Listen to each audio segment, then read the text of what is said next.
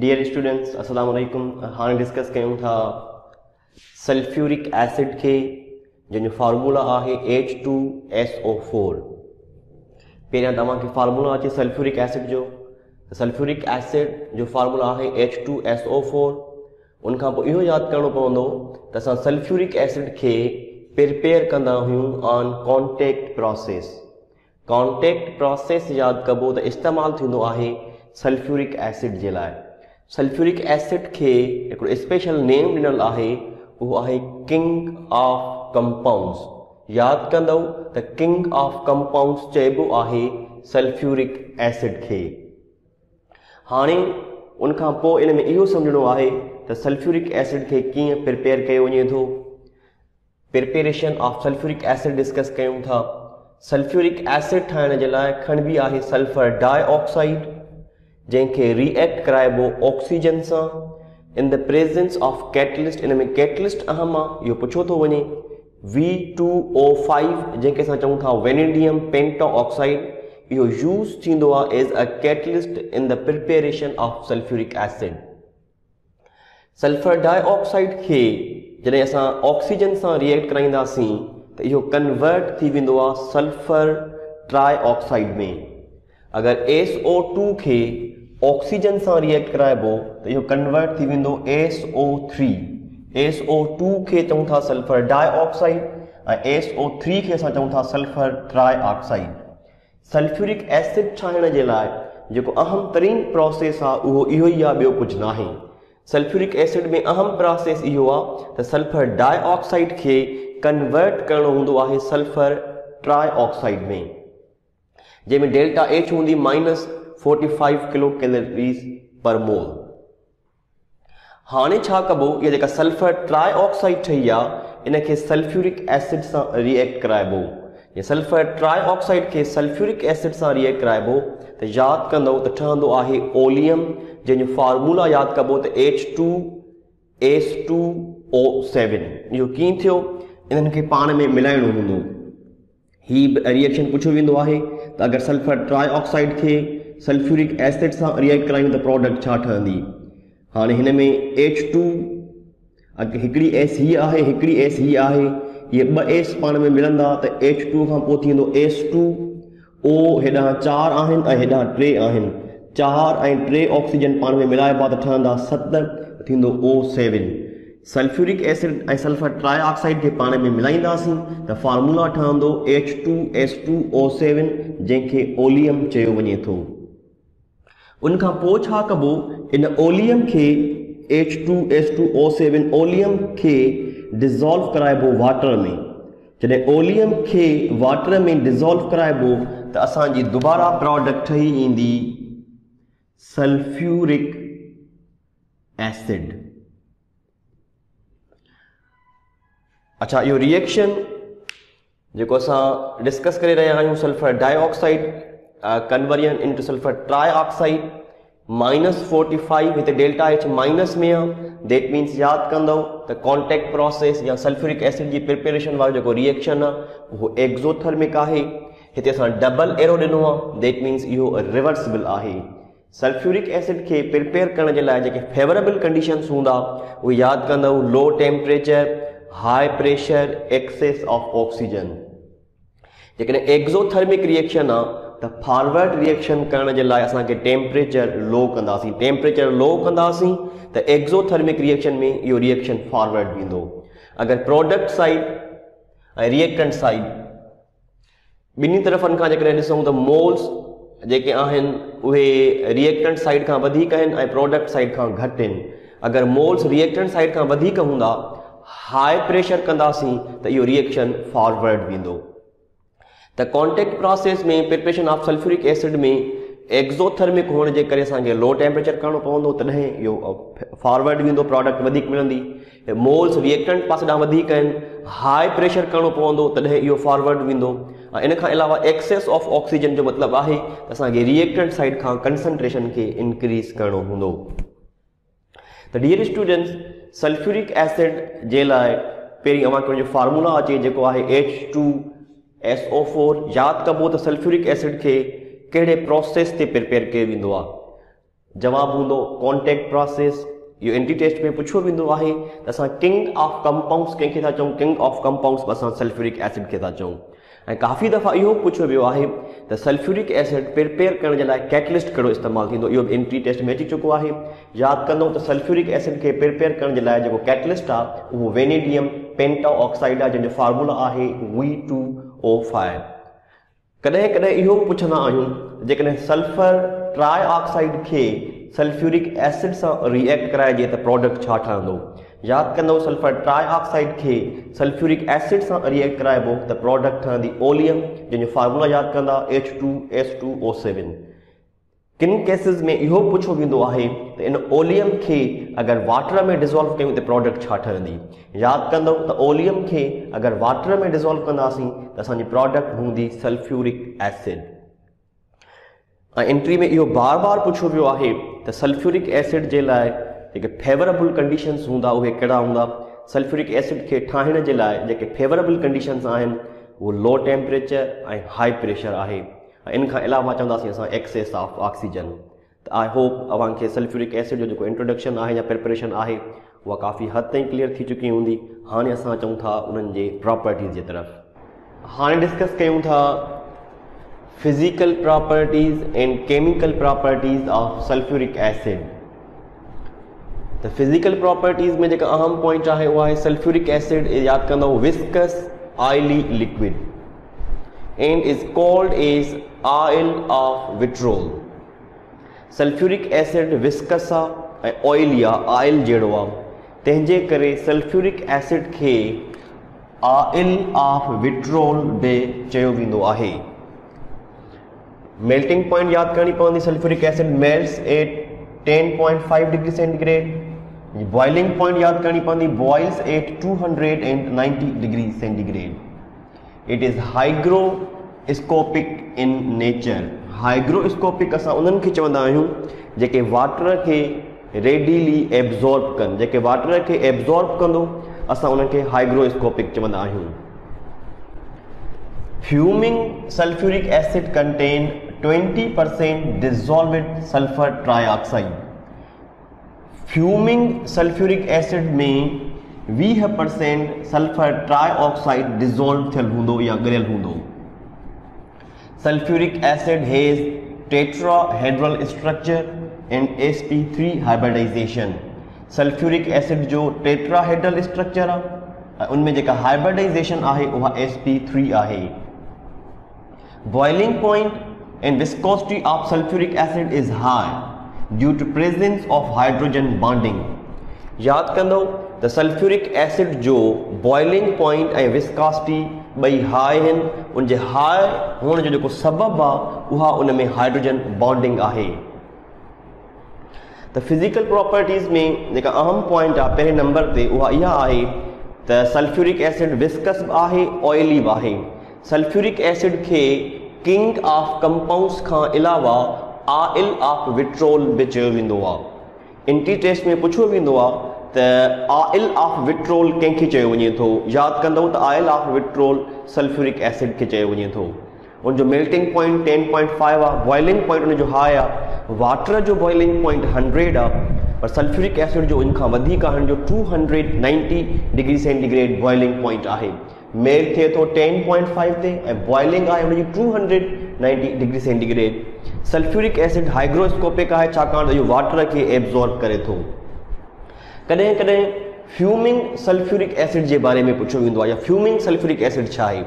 Fuming sulphuric acid उन sulphuric acid खे चइबो आहे जंहिंमें सल्फर ट्राईऑक्साइड 20% वधीक डिज़ोल्व थियल हुजे।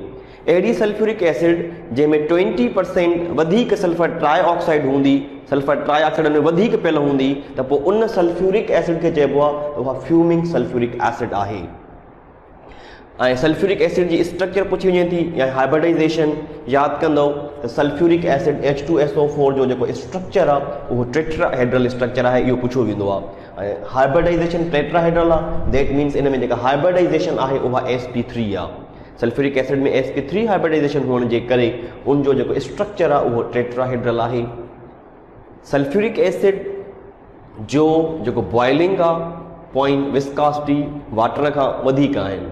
उनजो सबबु छाकाणि त हिन में जेका हाइड्रोजन बॉन्डिंग आहे उहा वाटर खां बि वधीक आहे। पहिरीं ॻाल्हि त यादि करणो हूंदो त सल्फ्यूरिक एसिड में हाइड्रोजन बॉन्डिंग थींदी आहे ऐं उहा वाटर खां बि वधीक थींदी आहे, जंहिंजे करे सल्फ्यूरिक एसिड जो बॉइलिंग पॉइंट ऐं विस्कासिटी हाई थिए थो। Boiling point and viscosity of sulfuric acid is high. Why? Due to the presence of hydrogen bonding. हाणे असां उनजे केमिकल प्रॉपर्टीज़ जे तरफ़ अचूं था। Sulphuric acid is strong acid ऐं यादि कंदो diprotic acid because it losses 2 hydrogen ions. जीअं H2SO4 आहे त हिन में 2 हाइड्रोजन आयन हिन में लॉस करण जी एबिलिटी आहे। पहिरीं ॻाल्हि त हीअ स्ट्रॉन्ग एसिड आहे, स्ट्रॉन्ग एसिड आहे। अच्छा पुछो वेंदो आहे मोनोप्रोटिक आहे, डाइप्रोटिक आहे, ट्राइप्रोटिक आहे। यादि कंदो त सल्फ्यूरिक एसिड डाइप्रोटिक एसिड आहे, नाइट्रिक एसिड मोनोप्रोटिक हुई। डाइप्रोटिक छो आहे? बिकॉज इट लॉसेस 2 हाइड्रोजन आयन, छाकाणि इन में 2 हाइड्रोजन आयन लॉस करण जी एबिलिटी आहे।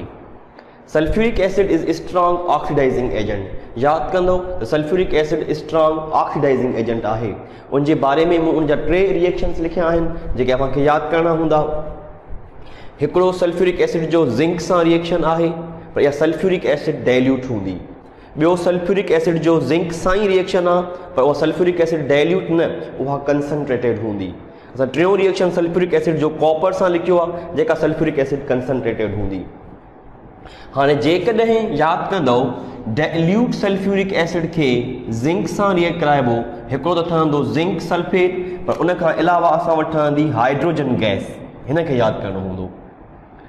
पर जेकॾहिं कंसनट्रेटेड सल्फ्यूरिक एसिड खे ज़िंक सां रिएक्ट कराइबो त यादि कंदो प्रोडक्ट ठहंदी हाइड्रोजन सल्फाइड।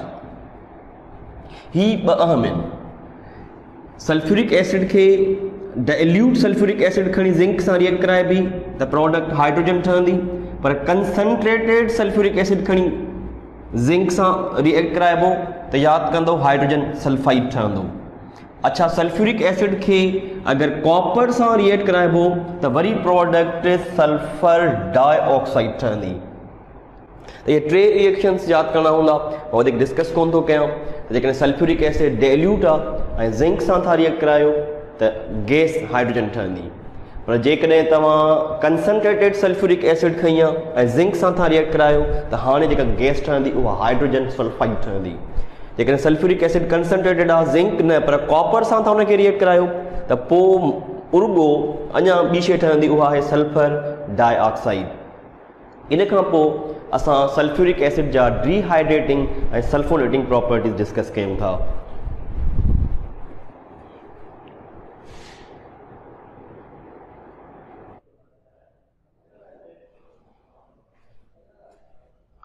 डियर स्टूडेंट्स हाणे डिस्कस कयूं था डिहाइड्रेटिंग प्रॉपर्टीज़ ऐं जा सल्फोनेटिंग प्रॉपर्टीज़ या सल्फोनेटिक एजेंट चवंदा आहियूं। डिहाइड्रेटिंग प्रॉपर्टीज़ जो छा मतिलबु आहे? यादि कंदो त sulphuric acid act as dehydrating agent. It extract water molecules from other compound. Sulphuric acid यादि कंदो त असां हिनखे यूज़ कंदा आहियूं एज अ डिहाइड्रेटिंग एजेंट। इन जो मतिलबु इहो आहे त इहो ॿियनि कंपाउंड्स मां वाटर मॉलिक्यूल्स खे रिमूव कंदो आहे, वाटर मॉलिक्यूल खे एक्सट्रैक्ट कंदो आहे।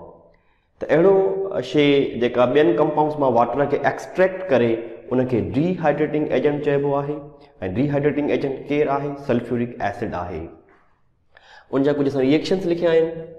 असां सल्फ्यूरिक एसिड खे शुगर सां रिएक्ट करायो आहे, सल्फ्यूरिक एसिड खे असां ऑक्ज़ैलिक एसिड सां रिएक्ट करायो आहे, सल्फ्यूरिक एसिड खे असां फार्मिक एसिड सां रिएक्ट करायो आहे।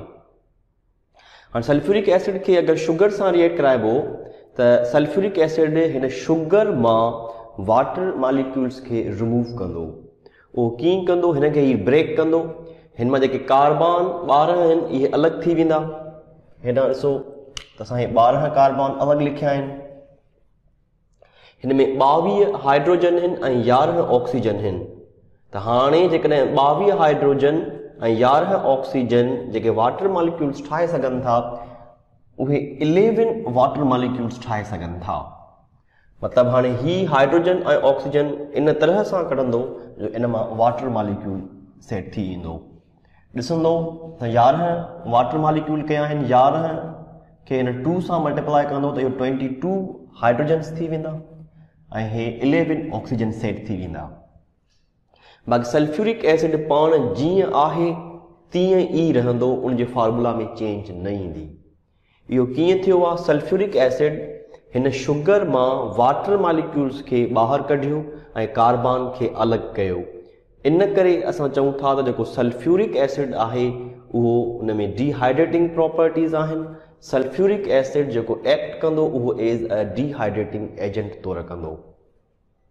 उनजो असां ॿियो एग्ज़ाम्पल लिखियो आहे। असां सल्फ्यूरिक एसिड खे ऑक्ज़ैलिक एसिड सां रिएक्ट करायो आहे। साॻी तरह सां सल्फ्यूरिक एसिड ऑक्ज़ैलिक एसिड मां बि वाटर मॉलिक्यूल्स खे रिमूव कंदो, जंहिंमें ॾिसंदो त हिन में 2 हाइड्रोजन आहिनि। हाणे 2 हाइड्रोजन आहिनि त हिन मां हिकिड़ो ई वाटर मॉलिक्यूल ॿाहिरि निकिरी सघे थो, वधीक कोन ठहंदा। C2 आहे ऐं H4 आहे। हाणे जॾहिं सल्फ्यूरिक एसिड खे असां ऑक्ज़ैलिक एसिड सां रिएक्ट करायो, 2 कार्बन आहिनि त हिन मां हिकिड़ो CO ठहंदो ऐं ॿियो CO2 ठहंदो। हिकिड़ो CO carbon monoxide, CO2 carbon dioxide. बाक़ी हिन मां छा निकितो आहे? बाक़ी हिन मां हिकिड़ो वाटर मॉलिक्यूल निकितो आहे। इहो हिकिड़ो छो निकितो आहे? छाकाणि त इन में हाइड्रोजन 2 आहिनि त इन मां हिकिड़ो वाटर मॉलिक्यूल ई ठही सघे थो। बाक़ी सल्फ्यूरिक एसिड जीअं आहे तीअं रहंदो। सल्फ्यूरिक एसिड छा कयो? हिन ऑक्ज़ैलिक एसिड खे टोड़ियो, हिन मां हिकिड़ो वाटर मॉलिक्यूल ॿाहिरि कढी, बाक़ी इन मां CO ऐं CO2 ठहंदो। सल्फ्यूरिक एसिड खे जेकॾहिं फार्मिक एसिड सां रिएक्ट कराइजे त सल्फ्यूरिक एसिड ते त को फ़र्क़ु कोन पवंदो, पर सल्फ्यूरिक एसिड हिन मां वाटर मॉलिक्यूल खे ॿाहिरि कढंदो। कीअं कढंदो? हिन में 2 हाइड्रोजन ऐं हिकिड़ी ऑक्सीजन, इहे जॾहिं मिलाईंदासीं त हिकिड़ो वाटर मॉलिक्यूल ठहंदो, बाक़ी हिन मां CO थो बचे। सल्फ्यूरिक एसिड हिन खे इन तरह सां डील कंदो जो हिन मां हिकिड़ो CO ठहंदो, ओहे CO, बाक़ी 2 हाइड्रोजन ऐं हिकिड़ी ऑक्सीजन मिली करे इहे वाटर मॉलिक्यूल ठाहींदा। बाक़ी सल्फ्यूरिक एसिड पंहिंजे असली पोज़ीशन में ई रहंदो। त सल्फ्यूरिक एसिड अहिड़ा कंपाउंड जिन में हाइड्रोजन ऐं ऑक्सीजन थिए थो, जिन में वाटर मॉलिक्यूल अंदरि फार्मूला में अगरि सेटिंग में आहिनि त सल्फ्यूरिक एसिड उन्हनि मां वाटर मॉलिक्यूल खे एक्सट्रैक्ट कंदो, बाक़ी पाण उन ते को बि फ़र्क़ु न ईंदो। तंहिंजे करे असां चऊं था त sulphuric acid act as a dehydrating agent. इन खां अलावा सल्फ्यूरिक एसिड एक्ट करे थो एज़ अ सल्फोनेटिंग एजेंट। सल्फोनेटिंग एजेंट असां उनखे चवंदा आहियूं जेको ऑर्गेनिक कंपाउंड मां हाइड्रोजन खे रिप्लेस करे उन जॻह ते सल्फोनिक एसिड खे आणे, त पोइ उनखे सल्फोनेटिंग एजेंट चइबो आहे। यादि कंदो त सल्फोनेटिंग एजेंट ॿियो केरु न आहे, सल्फोनेटिंग एजेंट बि सल्फ्यूरिक एसिड आहे। असां हेक्सेन खे सल्फ्यूरिक एसिड सां रिएक्ट करायो आहे। सल्फ्यूरिक एसिड छा कंदी? हेक्सेन मां हिकिड़ी हाइड्रोजन खे रिप्लेस कंदी ऐं उन जॻह ते सल्फोनिक एसिड खे आणींदी, त ठहंदो हेक्सेन सल्फोनिक एसिड। C6 हिते H14 आहे, हिते C6H13 आहे। दैट मीन्स हितां हिकिड़ी हाइड्रोजन रिप्लेस थी आहे, उन जॻह ते केरु आयो आहे? SO3H, जंहिंखे असां चवंदा आहियूं sulphonic acid. Sulphuric acid organic compounds मां हाइड्रोजन खे रिप्लेस करे उन जॻह ते सल्फोनिक एसिड खे आणींदो आहे। तंहिंजे करे असां इन खे सल्फोनेटिंग एजेंट चयो आहे। प्रोडक्ट तव्हांजी ठहंदी हेक्सेन सल्फोनिक एसिड। बेंज़ीन में असां इहो पढ़ाए चुका हूंदा आहियूं। C6H6 इहो बेंज़ीन आहे। हीअ असां सल्फ्यूरिक एसिड जो फार्मूला थोरो डिफरेंट अंदाज़ में लिखियो आहे। इनमें SO2 आहे सल्फ्यूरिक एसिड में, हिकिड़े पासे ॾांहुं OH, ॿिए पासे ॾांहुं OH। जेका तव्हां मिलाईंदो त हे थींदो H2S ऐं हे थी वेंदो 4, H2SO4। इहो कीअं आहे? विच ते SO2 आहे, हिकिड़े पासे ॾांहुं OH आहे, ॿिए पासे ॾांहुं OH आहे।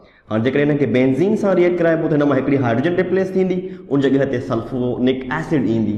जेकॾहिं बेंज़ीन खे सल्फ्यूरिक एसिड सां रिएक्ट कराइबो त ठहंदो बेंज़ीन सल्फोनिक एसिड। अगर हेक्सेन के सल्फ्यूरिक एसिड सां रिएक्ट कराइबो ठहंदो हेक्सेन सल्फोनिक एसिड।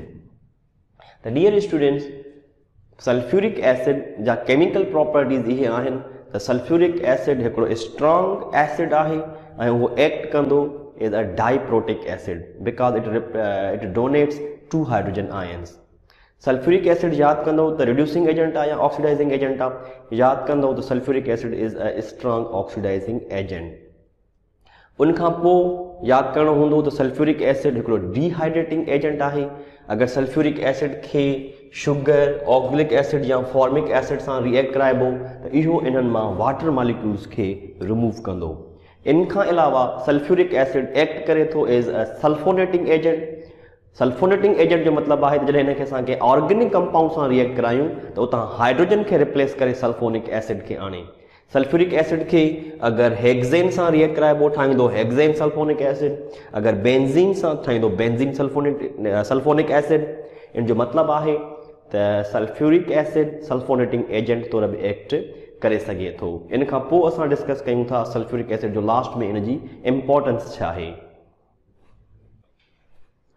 हाणे चऊं था इम्पोर्टेंस ऑफ सल्फ्यूरिक एसिड में सल्फ्यूरिक एसिड जी अहमियत। सल्फ्यूरिक एसिड खे असां चऊं था किंग ऑफ कंपाउंड्स। इहो सम्झंदासीं त असां सल्फ्यूरिक एसिड खे किंग ऑफ कंपाउंड्स छो था चऊं।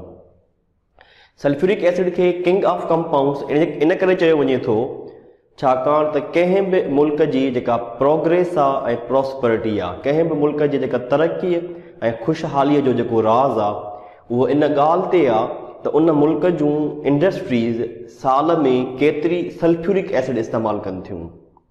जंहिं मुल्क जूं इंडस्ट्रीज़ सल्फ्यूरिक एसिड वधीक इस्तेमालु करे रहियूं आहिनि, इन जो मतिलबु इहो आहे त उहो मुल्क वधीक तरक़ीअ में आहे ऐं वधीक ख़ुशहाल आहे।